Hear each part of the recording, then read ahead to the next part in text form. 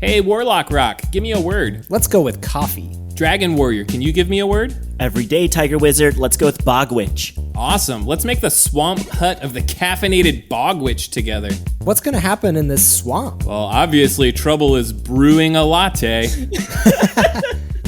Do you love game design and seeing the guts of how RPG adventures are made? Listen to the Epic Levels Mad Dungeon podcast, where guests from the world of role-playing games join us to create original and super fun content for your table. This is the Vintage RPG Podcast, your source for the best in classic and contemporary RPGs. With your hosts, Hambone and Stu. Welcome to the Vintage RPG Podcast, coming at you again from the clubhouse, hidden somewhere in the swamps of New Jersey. I'm John Hambone McGuire, and with me, as always, is the founder and publisher of Unwinnable. I got nothing for the joke today, Stu Horvath. That's good, because Vermis is no joking matter. Yeah, I mean, the artwork looks pretty serious and dark, but I got nothing for the joke. So today we're going to talk about Vermis I. Yeah, so I hope it's the first of the series. This is one of those books that, I love living when we live, because it just seems like there's opportunities for really strange and unusual things to find print and then find their way to me for me to enjoy. And Vermis is definitely one of them. It's a bit of a what's it. I can't imagine the sort of pitch that was behind this, because it's a very enigmatic book that is unusual in a lot of ways.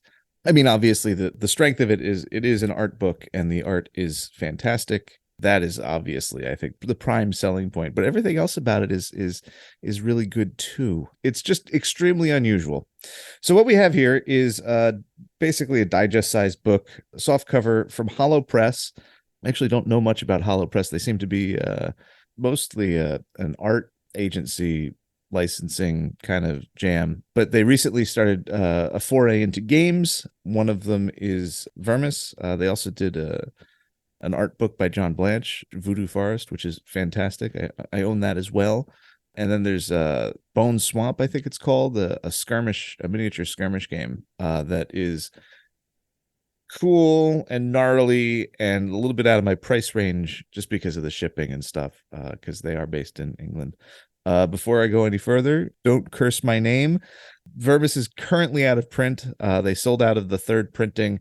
The new printing should be dropping, according to the website, at the end of May. This one wasn't our fault, guys. Not. I didn't do this. This was we did me. Not do this. Fourth printing will be. I do believe that the last time they reprinted, it took a little bit longer than they expected. So I wouldn't be surprised if this pushes into June, but they have been regularly reprinting in editions of about 3,000. So don't buy it on the secondary market. Buy it direct from them so you can support Hollow Press and the artist and author Plastiboo so that they can continue to make more Vermis books. So small, sort of pocket-sized, digest-sized, soft cover. I guess the approach here, it says official guide on the front. I just never thought that video game strategy guide would be a compelling narrative form, but that's sort of the framing that this book takes. It's like a strategy guide for a video game that doesn't exist. Oh, that's friggin' awesome. It really is. And the prose it's very advicey in that way. It's sort of just laying out stuff the way kind of a dungeon master would, where you're like, oh, this is the way that this works and how you have to navigate it. But it also just kind of is constantly drifting into really dark and disturbing territory, and it has a very dreamlike David Lynch kind of atmosphere to the whole thing, which is just the first of many influences that I'm going to mention. I think the primary influence for the book is from Software's games, Demon Souls, the Dark Souls trilogy, and most recently Elden Ring. It's interesting that this is sort of on my vibe, because I don't really care for those games. So I think that whether or not they're prime inspirations, there's other stuff going on here that has influenced Vermis that I like, that perhaps arrived in the brain of the artist through osmosis, indirectly rather than directly, because I do think that the Dark Souls influence is so prominent, and I think that like I read a book like this and I think immediately of the NES title Shadowgate, which was actually developed for the Macintosh originally. Spot on. But I don't know if Plastiboo has that context. But Dark Souls definitely does. So I think perhaps the Shadowgate DNA that is in Dark Souls sort of transmitted to Plastiboo. I hope I'm saying Plastiboo correctly. Go with it. Feels good. Yeah. Feels right. Feels right. It sounds the way it looks to me. So I can't, you can't second guess that, right? And the art has this wonderful kind of halftone dot pattern to it to make everything look kind of pixelated. It doesn't look like in terms of fidelity, it doesn't look or even really reach for the sort of graphical quality of a modern From Software style game. This feels very much more of an earlier era, probably not so early as NES, maybe like early 90s with like the Super Nintendo kind of era where you had like more pixels and stuff had like that really sort of just a little bit more of a tonal range and depth to the pixel artwork. And so it proceeds. The back cover says, "Which flesh is your flesh?" which I find to be disturbing sort of question. And then the book begins with a picture of a skeleton looking into a well with some enigmatic text there. And then it just becomes a strategy guide. It explains the concept of good and evil. It lays out some status effects that your character might succumb to. It runs through a bunch of different character types, all of which are horrible to various degrees, except for the infant seeker. She seems to be the only one who is not somewhat compromised by corruption of a spiritual sort. She's just looking to retrieve her lost child taken from her by a witch. Quote, "On these lands, the young children disappear often. The birth rate is very low, and witches are in constant search for the precious delicacy." So, clear motivator for her. Others are like Merc Sage. They have incredible mind-twisting powers. They can create all kinds of illusions and play with their enemies' minds. The big metal head works as a catalyst to their powers. They're completely defenseless in daylight. So, like, very different sort of character class to play. And then there's Ratman, and his only description is become Ratman. I mean, what more description do you need than become Ratman? I'm Ratman. I mean, the names are pretty cool. Infant Seeker, though, like, I would not imagine that to be the good guy. It's sort of an interesting configuration of words for the core concept, right? It's much more aggressive and dark than like the whole concept is dark, but like Infant Seeker it sounds like what you would name a cursed dagger, Yeah, that is gonna like kill an entire family's bloodline through the generations. Yeah. Like that is like, hey, this is the knife that we used to cut down the very last branch on your family tree. Like, oh God, it's so unnerving.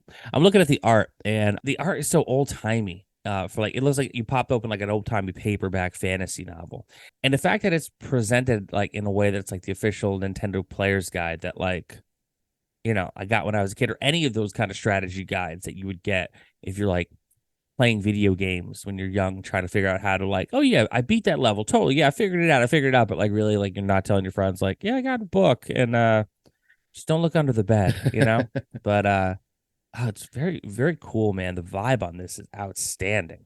It really is. It's so spooky and unsettling, but like there's like a chipperness to the prose that kind of like prevents it from becoming too dark. And it really does. It hits something like early video games that had role-playing elements in them. You often got them, or I often got them, and they were just, you knew nothing about them. The instruction manual would give you the basic, how to play, the mechanics, but like the world and the lore and the storylines that you would find there. And a lot of this stuff was just never explained. And I remember fixing on like details in the artwork and kind of having to make up my own stories and explanations for what was going on, especially a lot of the stuff in the 80s of that sort of game was imported from Japan. So there was a translation issue too. which was another barrier to kind of comprehension of what was going on. And then on top of that, you have stuff like, secrets and codes and like the tricks and stuff that could be discovered, like the warp zones in Super Mario Brothers or whatever. And all of that had like this really great air of mystery that fueled a sort of emergent storytelling for the player, because you were stuck. You had no place to look. You could maybe get a strategy guide. You could maybe, call a tip line and get Oh my like God, the tip lines. Yeah. Oh man. Right? Yeah. That was a good racket. What a racket. Good work if you find it. And you could do those things and you could get, a single answer or some answers, but like by and large, if you picked up a game or rented a game or borrowed a game, like you just kind of had to like make do with what you had and bring it to life yourself. And I think that this is an experience that we've lost. And we lost it a long time ago with the advent of the internet. GameFAQs is something that an institution that was founded in I think the 90s. The strip mining of details and the presentation of those details to the broad public in a way that was easily found shifted the way video games were consumed. When I was a kid, first exposed to this stuff, they were mystery boxes, and I had to make up the stories myself. And I think that Vermis sort of captures a lot of that spirit, which is a really specific, hard to grasp, almost like a memory that I didn't know that I had, like a feeling that just was so far gone, so long ago that I couldn't have told you it existed until I got this book that is sort of directly tied to a series of video games that I don't particularly care for. And it just like blew me away, man. Like it just feels so good. It's not nostalgia. It's just a sense of mystery that I'm unable to get out of media today just because of the saturation of information that exists about every given thing. Yeah. It's fantastic. Yeah. I mean, I'm flipping through it right now and my God, what a vibe. So there's so much in here I see that reminds me of the Fiend Folio, right? But in like a very like 8 to 16-bit version of like what the Fiend Folio would be. And that's such a vibe and an energy that, I wish more RPGs would capture on a regular basis. That gnarly. It looks mean-spirited and bad, and like, you're not going to have a good time if you're on the business end of this dungeon. And I love that. There's a certain like dangerousness to it that really kind of excites me about playing games like this. The UK vibe is there. Like I think a lot of the early Warhammer stuff, just like their approach to chaos and corruption and mutation, like all of that's present in like John Blanche's art. And I think that that's why it's sort of part of this Hollow Press project. Like it gets at that without being that in a really interesting way. Now, quick little sidebar here. Did you ever call one of those numbers? Oh yeah, absolutely. Right. So for those listening at home who might not be older, because there's certain things that, we talk about the internet, that there was no internet at a certain point, and, a lot of stuff that happened that was very specific to people of a certain age. But there was like a time in like the 80s, the 90s, and the early 2000s where 900 numbers like super prevalent, where like you had a full spectrum. Like you had like the children's toys, like, oh, learn more about the Bionic 6 by calling this 900 number. Ask your parents for permission. Then you had like the video game 900 numbers, where it was like, oh, you need to figure out how to find the special warp zone or spot in like Zelda where to put the bomb. Call this 900 number, but get your parents' permission. Up to like 900 numbers for the WWE. It's like, oh, you want to hear what's going on the dirt sheets and what's happening backstage? You call this number and talk to me and Gene. Me and Gene will tell you. And it's always like a recording. Most of these things are always like a recording. Yep. But the ones like for like certain ones, like the video games, had an active guide to it, didn't have like the voice cast to it and anything. Then you get like all the way up the full spectrum of this. It all started and spun out of course, pornography, because you had like the sex, the sex lines and the hotlines. Meet singles in your area, or talk to singles in your area. And like, I'll tell you one, I used to do karaoke with this lovely woman who was a phone sex operator. And stay with me, folks. She was telling me this is like, oh God, early 2000s. She's like, yeah. She's like, I quit my day job because I get paid like $14 an hour just to like sit at home and like read comic books and like, put on the dirty voice. And I had her put on the dirty voice for me once, and it was quite dirty. But Like there was like all this money being made off of people calling these numbers, whether you were calling, because you want to figure out, what the special code was to get 30 lives in Contra, or, you were lonely on a Friday night. There was a full spectrum of numbers that you could call and have your needs met. And like, it was so expensive. I called the WWF one once, and like, my mom was like, what the hell? Because it was like literally a 3-minute phone call, and their phone, because remember, this is like before text message, this is before internet, this is before like anything. So what, I think we had like Bell or whatever the phone service at the time, they're looking through their phone bill, and suddenly there's like a $10 charge for like a 3-minute phone call. And good work if you could find it back then. I digress. You left out a big one too, the psychics. The psychic hotlines. Yeah. Which is on my mind because I started watching Miami Vice, and of course I have to like learn all the trivia, and I learned that Tubbs, the guy who played Tubbs, was the sort of spokesperson for the Psychic Friends Network before Miss Cleo. Yeah, he was. Yeah, they dumped him for Miss Cleo, and but they kept using his likeness after like they breached the contract, and he had a big lawsuit that he won, which I think is pretty funny. Which is probably why he never worked again after Miami Vice, because he had all that like Psychic Friends Network money, because those calls were expensive. He has 11 kids. Oh, yeah, that money's gone then. Yeah. Can you imagine? Jeez. I can barely handle one. Yeah. He's got 11. Yeah. One of my friends in elementary school called the Nintendo hotline, which had a silly name that I don't recall off the top of my head, but he got like this guy, like we'll just call him Randy. Like he got Randy on the line, and Randy was the best. And like, so I was told, like, if you ever need to call the Nintendo hotline, ask for Randy. And I did. And it turns out that Randy was great. He was like personable, like you would connect to the guy, and like he would talk about games and give you your information, and you felt like, but do it as quickly as possible to make your phone bill as not terrible as possible. Right. Like was the whole package. I think and it was just interesting that like that was a good way to connect with somebody about video games. Back then it was just like, oh, this guy helped me with Russian attack. Yeah. Or whatever. My God. Yeah. Back in the day, the pre-internet, when we had to work for it, but pay for it because that shit was expensive. Yeah.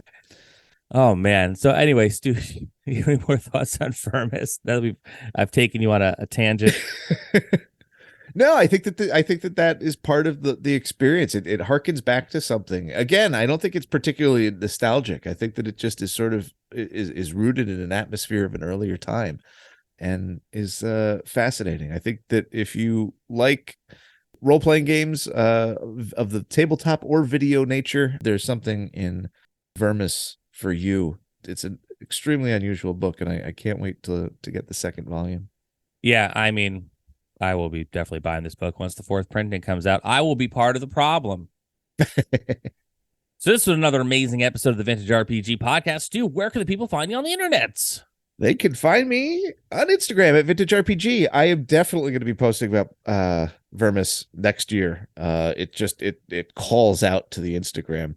I want to see. Oh, and I've been told that there's a way that you can go on. My complaining about like, oh, Instagram hates me, like the saddest problem in the world. But if you find that you're not seeing my photos, my posts on Instagram, I've been told that if you go to my profile and add me as a favorite, that will prioritize my posts in your feed. Will it work? Is it worth it? I don't know. That's all up to you, really. But I was told that, and it sounded good to me, so I figured I'd pass that information on. Mark Sable was the one who hipped me to it. Thank you, Mark. Thanks, Mark. We love Mark. Yeah. So you can find me across the internet at John McGuire RPG on the Twitter, on the Instagram, on the TikTok.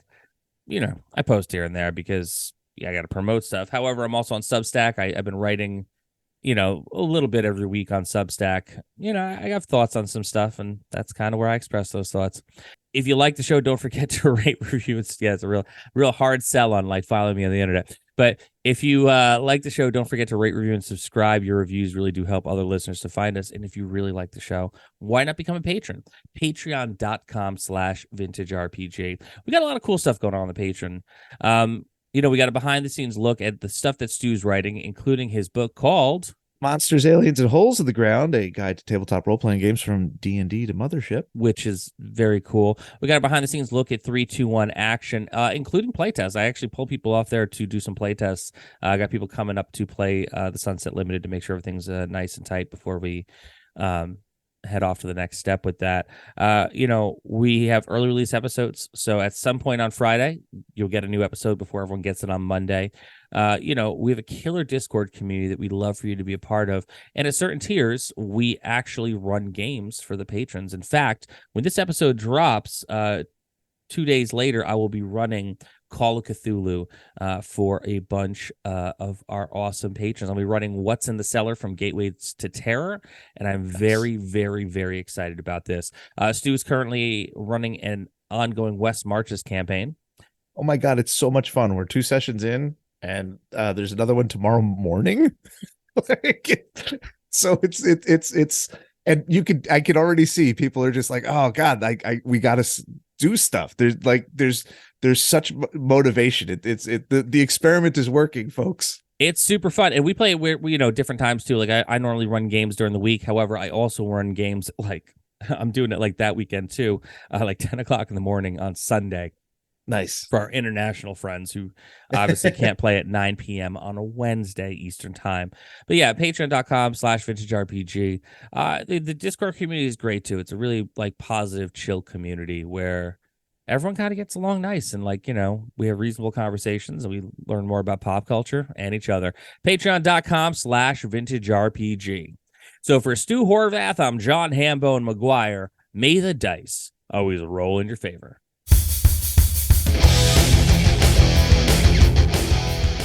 Thanks for listening. Don't forget to like, review, and subscribe to the podcast. Every review helps other listeners to find us. The Vintage RPG Podcast is a ham-fisted production. Music by Dega West. Art by Schaefer Brown. If you like the podcast, you should also consider becoming a patron at patreon.com.